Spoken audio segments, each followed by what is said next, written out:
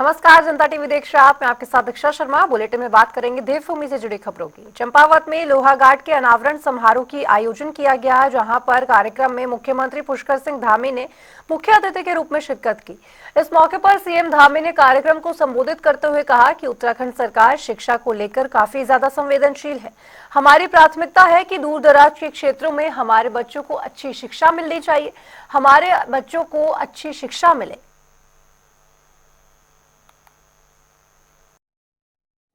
उत्तराखंड सरकार हमारी जो शिक्षा है उसको लेकर बहुत ही ज़्यादा संवेदनशील भी है और हमारी प्राथमिकता भी है, क्योंकि हम चाहते हैं सुदूरवर्ती क्षेत्रों में हमारे नौनिहालों को, हमारे बच्चों को, सामान्य परिवार में पैदा हुए बेटे बेटियों को पूर्ण शिक्षा मिलनी चाहिए, अच्छी शिक्षा मिलनी चाहिए, उसकी गुणवत्ता होनी चाहिए और उसके लिए हम सब का प्रयास जारी है। उसमें समाज के लोग भी आगे आ रहे हैं और सरकार लगातार प्रयास कर रही है कि जहां जिस प्रकार की सहयोग है, प्रोत्साहन की आवश्यकता है, हम उसमें कर रहे हैं। बहुत सारी स्वयंसेवी संस्थाएं भी आगे आ रही हैं। मैं उनका भी सबका आभार व्यक्त करता हूं कि वो आकर निश्चित रूप से जिन क्षेत्रों में अभी शिक्षा के लिए काम करने की आवश्यकता है, वहाँ सभी काम करके एक आदर्श राज्य के रूप में जो हम सबका संकल्प है वो पूरा हो। हमारे प्रधानमंत्री जी ने जो बाबा केदार की भूमि से कहा था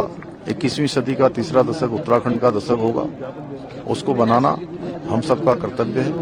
हम सभी उत्तराखंडवासी एक दिशा में बढ़कर आने वाले 10 साल उत्तराखंड की उन्नति के होंगे, उत्तराखंड की प्रगति के होंगे, उत्तराखंड की गति के होंगे, उसको हम सब मूर्त रूप देंगे। तो वही राज्य को best Himalayan and north east state चुना गया है और इस खुशी के मौके पर विभागीय मंत्री सौरभ बहुगुणा ने केंद्र सरकार का धन्यवाद जताया है। उन्होंने सरकार का धन्यवाद करते हुए कहा कि मुख्यमंत्री पुष्कर सिंह धामी ने भी बीते 15 अगस्त को 200 करोड़ रुपए प्रदेश में मत्स्य पालन को बढ़ावा देने के लिए दिए थे। सरकार को बहुत बहुत धन्यवाद दूंगा। केंद्र सरकार जो कमेटी थी एनएफडीबी, उसको बहुत बहुत धन्यवाद दूंगा कि उन्होंने उत्तराखंड को नंबर 1 स्टेट नॉर्थ ईस्ट और हिमालयन स्टेट में माना है फिशरी से काम के लिए। सारे अधिकारियों को बधाई दूंगा जिन्होंने लगातार सरकार की मंशा को धरातल पे उतारने में अपनी मदद करी है। मुख्यमंत्री जी का बहुत बड़ा धन्यवाद करूंगा क्योंकि उन्होंने हमेशा मत्स्य पालन हो, चाहे वो एनिमल हस्बेंड्री हो, चाहे वो हमारी दुग्ध फेडरेशन हो, ये तीनों विभाग हमारे ग्रामीण अर्थव्यवस्था को बहुत प्रभावित करते हैं और इन तीनों को सपोर्ट हमेशा मिला है पिछले 3 साल से माननीय मुख्यमंत्री जी के माध्यम से। तो वहीं देहरादून में खेल मंत्री रेखा आर्या ने राष्ट्रीय खेल सचिवालय में विभागीय अधिकारियों के साथ बैठक का आयोजन किया, जहां उन्होंने बैठक में 38वें राष्ट्रीय खेलों की तैयारियों को लेकर चर्चा की। इस दौरान रेखा आर्या ने अधिकारियों को निर्देश देते हुए कहा कि 30 दिसंबर तक खेलों की सारी तैयारियां पूरी हो जानी चाहिए। नेशनल गेम को लेकर उत्तराखंड सरकार, खेल विभाग लगातार पूरी गंभीरता के साथ, पूरी प्रतिबद्धता के साथ में इसकी तैयारियों में जुटा है। निश्चित रूप से जिस प्रकार से आयोग की तरफ से एक प्रेस विज्ञप्ति आई है और आयोग की तरफ से जितने मैंडेटरी गेम्स हैं वो डिक्लेयर किए गए हैं, जितने डेमोस्ट्रेटिव गेम हैं वो डिक्लेयर किए गए हैं और निश्चित रूप से इन गेम्स पर विभाग के जो चिन्हित स्थान हैं उनकी तैयारियों के परिप्रेक्ष्य में कह लीजिए या संबंधित हम खेल के संदर्भ में जो हमारे खिलाड़ी हैं उनके प्रशिक्षण के संदर्भ में कह लीजिए, विभाग की ओर से लगातार बजटीय व्यवस्था कर लीजिए, सबके लिए हमारी तैयारियां भरपूर चल रही हैं। तो उधर हरियाणा में कुरुक्षेत्र के ब्रह्म सरोवर तट पर अंतर्राष्ट्रीय गीता महोत्सव का आयोजन किया जा रहा है। वहीं इस महोत्सव में राज्यपाल गुरमीत सिंह ने भी शिरकत की और इस दौरान राज्यपाल गुरमीत सिंह ने जनता टीवी से खास बातचीत की। उन्होंने क्या कुछ कहा, ये सुनिए। अंतर्राष्ट्रीय गीता जयंती समारोह में हम लोग मौजूद हैं और उत्तराखंड के राज्यपाल सर यहाँ पर मौजूद हैं। सर, आपका स्वागत है। किस तरह से आप कहेंगे जो आप यहाँ पर पहुँचे हैं गीता जयंती समारोह? गीता जयंती समारोह के अंदर में आकर अत्यंत हर्ष हो रहा है और यहाँ पर जो वाइब्रेशन आ रही है वो अपने आप से अलग है। एक तो दिव्य और भव्यता की और दूसरा पार्टिसिपेशन की जो है वो बहुत ही अलग किस्म की है। मैं पूरी हरियाणा गवर्नमेंट को, हर एक आयोजक को, कुरुक्षेत्र यूनिवर्सिटी को और हर एक हरियाणा के नागरिक को शुभकामना देना चाहता हूँ। मुझे ऐसा लगता है कि ये जो धरती है, कुरुक्षेत्र की धरती है, इसने जो गीता का उपदेश दिया है वो पूरे वर्ल्ड के लिए आज की तारीख में सबसे बड़ी आवश्यकता है। मुझे ऐसा लगता है कि पूरी दुनिया को यहाँ पर आना चाहिए और उस सबक की जो महक है, एक हर एक जगह की एक जियो ब्लेसिंग होती है। ये जो कुरुक्षेत्र है, इसकी जो जमीन का जो संदेश है वो पूरी दुनिया की आज रिक्वायरमेंट है, मुझे ऐसा लगता है। ये जो धर्म और ज्ञान की भूमि है, यहाँ से जो कर्मों परम धर्म का जो उपदेश निकलता है वो मानवता के लिए और पूरे विश्व के लिए सबसे बड़ा एक सबक है। तो वहीं उत्तरकाशी में मस्जिद विवाद का मामला थमने का नाम नहीं ले रहा है। वहीं इसी बीच मामले को लेकर एक बड़ा अपडेट भी सामने आया है। नैनीताल हाईकोर्ट ने 9 दिसंबर को अगली सुनवाई की तारीख जारी की है। वहीं इस याचिका को हेट स्पीच का गंभीर आरोप भी लगा दिया गया है। इतना ही नहीं, मस्जिद गिराने की धमकी का भी आरोप लगाया गया है। वहीं इस पूरे मामले को लेकर कोर्ट ने सरकार से लॉ एंड ऑर्डर पर जवाब भी मांगा है।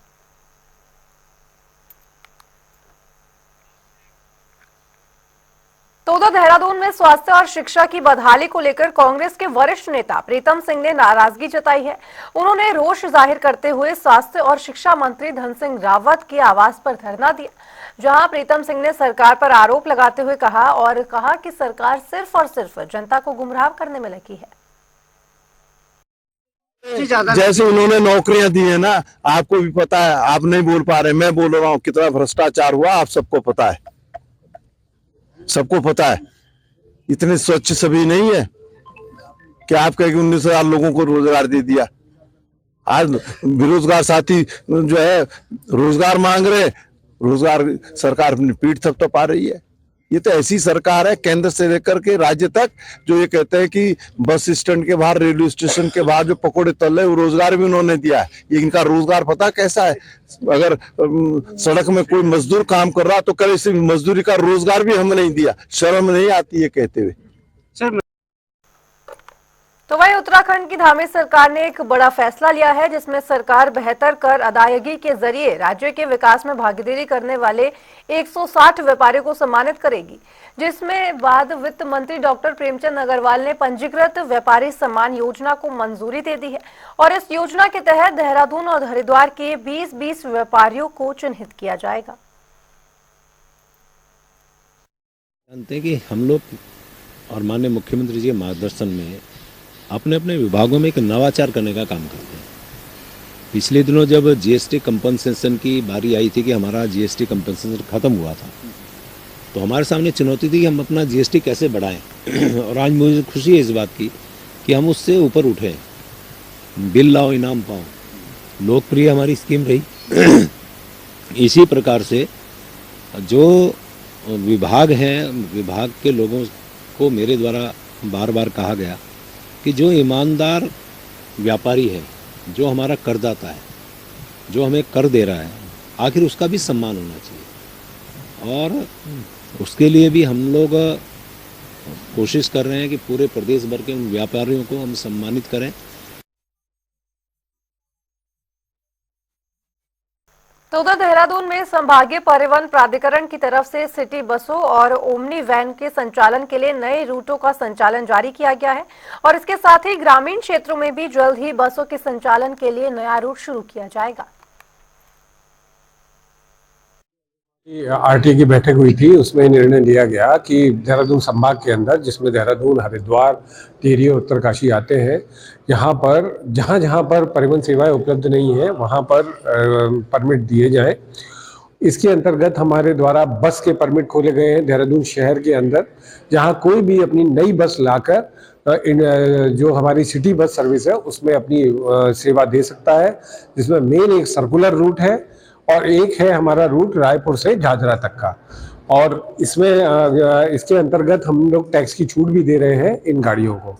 इसके अलावा हम छोटी ओमनी बसेस जैसे टाटा मैजिक है, उनको हम जो विक्रम संचालक हैं, जो डीजल से संचालित हो रहे हैं, उनको चेंज करने पर हम उन्हें टाटा मैजिक के लिए परमिट भी दे रहे हैं, जो वो जिस मनचाहे रूट के लिए दे रहे हैं। साथ में उनको सब्सिडी भी प्रोवाइड कर रही है सरकार 50%। तो उधर एसपी देहात रेणु लोहानी ने विकास नगर के पचवादून क्षेत्र का दौरा किया, जहां एसपी देहात चौकिया का जायजा लेते हुए नजर आए और इस दौरान उन्होंने जानकारी देते हुए बताया कि सबसे पहले नशे की रोकथाम पर काम किया जाएगा। इसके अलावा पुलिस अलग अलग जगहों पर गश्त भी करेगी, साथ ही यातायात के नियमों का उल्लंघन करने वालों के खिलाफ कड़ा एक्शन भी लिया जाएगा। का भ्रमण किया है, तो सभी थाना क्षेत्र में और चौकी क्षेत्र में सारे भ्रमण मैंने किए हैं। तो फिलहाल तो सबसे पहली प्राथमिकता तो अपराध नियंत्रण है, और जो यहाँ की जो अभी तक समस्या जो मुझे लगता है प्रकाश में आ रही है वो है नशे की रोकथाम और यातायात की समस्या। इन सब समस्याओं पे हम लोग आगे काम करेंगे। बिल्कुल, देखिए जितने भी बड़े क्राइम होते हैं इनके लिए सबसे ज़रूरी चीज़ जो होती है पुलिस की डेली की गश्त। दूसरी बात कम्युनिटी पुलिसिंग, ये सबसे इम्पॉर्टेंट हमारे इसका फैक्टर है। इसके अलावा जो बार बार क्षेत्रों में जाकर उनकी समस्याओं को जानना, उसकी भौगोलिक परिस्थितियाँ उसके बारे में जानना, यदि पुलिस लगातार ये करती रहेगी तो इसमें कुछ ना कुछ कमी गिरावट आएगी ही। तो इसके प्रति हम लोग जागरूक करेंगे अपनी फोर्स को।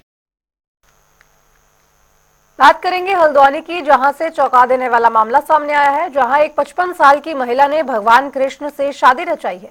जानकारी के मुताबिक पिछले 30 सालों से महिला पंचेश्वर मंदिर में भगवान कृष्ण की सेवा करने में लगी हुई थी, जिसके बाद महिला ने पूरे रीति रिवाज के साथ भगवान संग विवाह किया। इसके अलावा बारात में आए सभी मेहमानों के लिए किसी तरह की कोई कमी नहीं छोड़ी गई। लोगों ने महिला को अपना आशीर्वाद भी दिया। अच्छा लग रहा है मेरे को, बहुत ही बढ़िया, और इतना खुश हूँ मैं पूछो मत।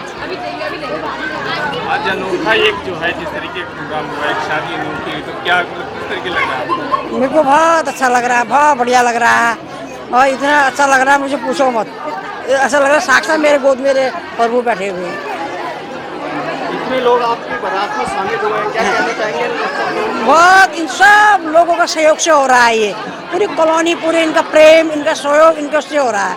ये मेरे को बहुत अच्छा मानते हैं, इनको भी तब इन्हें सब लोगों ने मिलकर मेरे कान के संग मेरी शादी कराई। कितने सालों से सेवा कर रहे हैं? 30 साल हो गए। दरअसल ऐसा है, हमारी दीदी है भावना दीदी, तो क्या कहते हैं इनकी शादी नहीं की इन लोगों ने अपने इसमें, तो विष्णु प्रतिमा से हम शादी करवा रहे थे। तो पंचेश्वर रामला की बेटी मंदिर समिति ने कहा दीदी ने इतने साल यहाँ सेवा करी है तो क्यों ना कान्हा जी से ब्याह करा जाए इनका। तो हम लोग राजी हो गए। तो अच्छी बात है, तो सौभाग्य वाली बात होती है। तो वृंदावन से कान्हा जी मंगाए गए। उसके पश्चात फिर हमारे अध्यक्ष महोदय हैं, इन्होंने मतलब सारा अरेंज किया यहाँ पे, और ये शादी बिल्कुल विधि विधान से संपन्न की जा रही है। हमारे मंदिर में सेविका थी हमारी बड़ी बहन भावना रावल जी। विगत कई वर्षों से, करीब 25-30 सालों से यहाँ पे सेवा करती थी, और इनका इस माता पिता एक्सपायर होने की वजह से विवाह नहीं हो पाया। तो इनके मन में काफ़ी दिनों से था कि मैं भगवान कृष्ण से शादी करूं। इन्होंने हमारे बीच में बात रखी, हमने कहा बहुत अच्छा विचार है। तो आज का दिन तय हुआ। इसके लिए वृंदावन जाकर के हम लोगों ने वहाँ से मूर्ति लेके आए, और आज विधि विधान से इनका विवाह करा जा रहा है। और काफ़ी उत्साह, मोहल्ले के सभी लोग इसमें लगे हुए हैं, सब अपनी सहभागिता दे रहे हैं। मोहल्ले में हर घर में खुशी मनाई जा रही है, और हमारा सौभाग्य कि हम इस समारोह में शामिल हो रहे हैं। धन्यवाद। तो वहीं उत्तरकाशी में पुलिस अधीक्षक से कानून व्यवस्था को लेकर ग्राम प्रहरियों के साथ मीटिंग का आयोजन किया। पुलिस अधीक्षक ने ग्राम प्रहरियों को शांति बनाए रखने का निर्देश भी दिया। साथ ही पुलिस अधीक्षक ने नशे की तरफ बढ़ने वाले युवाओं को जागरूक होने की बात भी कही।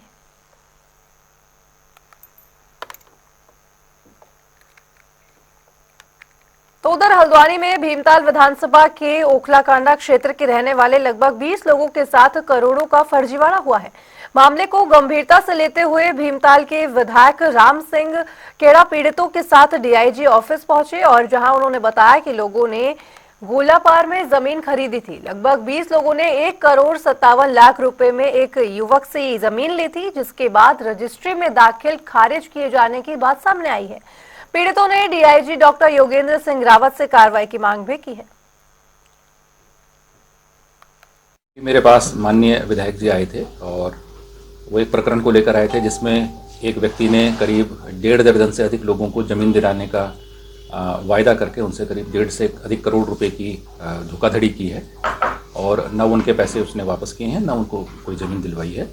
तो ये सीधा सीधा देखने पर एक फ्रॉड का मामला लग रहा है, जिसमें कि विधि के अनुसार हम लोग इसमें कार्रवाई करेंगे, और जो भी व्यक्ति इसके लिए जिम्मेदार हैं उनके खिलाफ हम लीगल एक्शन लेंगे। तो उधर उत्तराखंड के मुख्यमंत्री पुष्कर सिंह धामी पलायन रोकने के लिए कई लाभकारी प्रयास कर रहे हैं, लेकिन वहीं दूसरी ओर रामनगर डिवीजन के डीएफओ दिगंत नायक पर उनके इन प्रयासों को नुकसान पहुंचाने का गंभीर आरोप लग रहा है।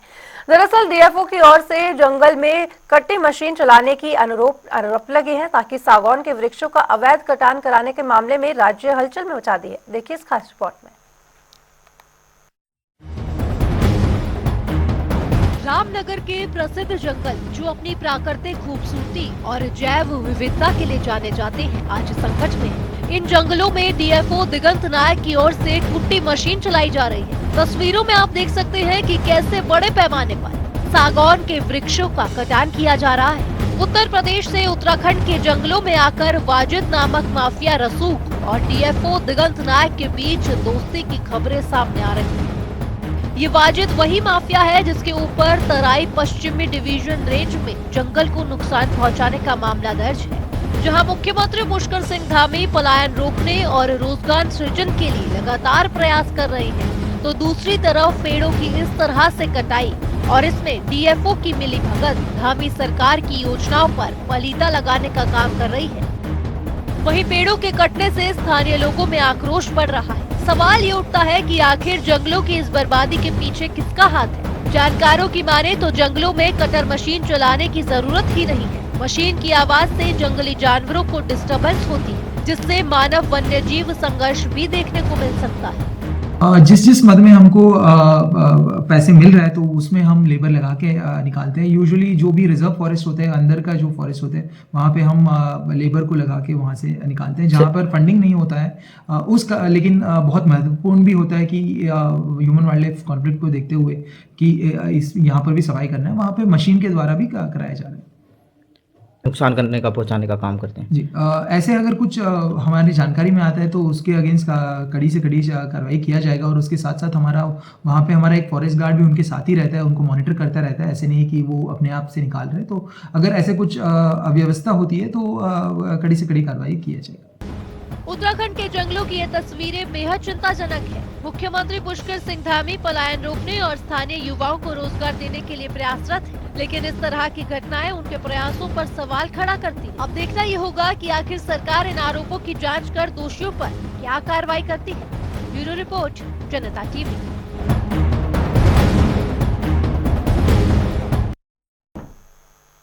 खबरों का जहां खबर मसूरी से है। सड़क के बीचों बीच डिवाइडर लगाए जाने को लेकर स्थानीय लोगों ने जमकर विरोध किया है। इसके अलावा लोगों ने स्थानीय प्रशासन के खिलाफ जमकर नारेबाजी भी की। वहीं जाम की समस्या के कारण लोगों को आवाजाही करने में भी दिक्कतों का सामना करना पड़ा। गुस्साए लोगों ने कहा कि जिले में विभिन्न कार्य होने की वजह से आम जनता को कई परेशानियों का सामना करना पड़ रहा है। मानक होता है और ये नेशनल हाईवे है। नेशनल हाईवे का भी एक मानक है, कम से कम 50-60 फुट की रोड हो तब तो डिवाइडर लगाने का औचित्य है।